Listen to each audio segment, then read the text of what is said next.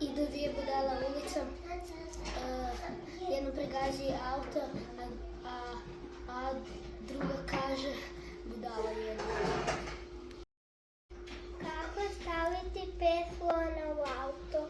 2 naprijed, 2 nazad i 1 u gepek. Kako se zove šišmiš bez krila miš? Idu 2 balona, jedan kaže pazi kaktus. To je nešto malo i zeleno, raste svuda naokolo i ima točkice na sebi. Trava.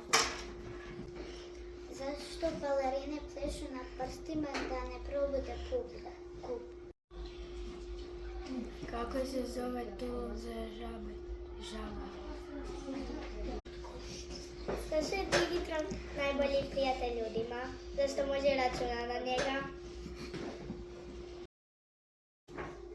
Učiteljica pita učenike, ko misli da je glup, neka ustane. Onda Ivica ustane. A učiteljica pita, Ivice, ti misliš da si glup? Ne, nego samo mi je glupo da stojite sami. Idu 2 paradajza ulicom, jedan pogazi auto, a drugi viče kečap.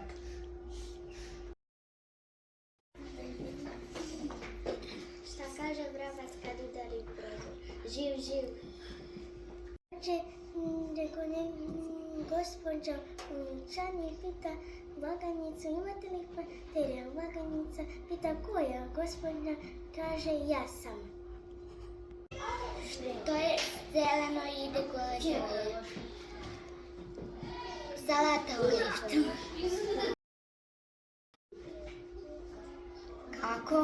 Kako se zove ljevak i desnak, lješnjak?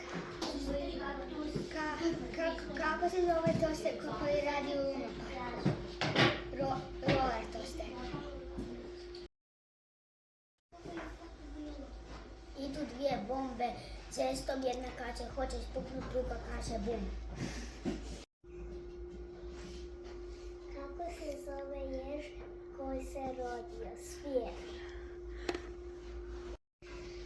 Kako se zove vepar sa 3 noge? Nepar.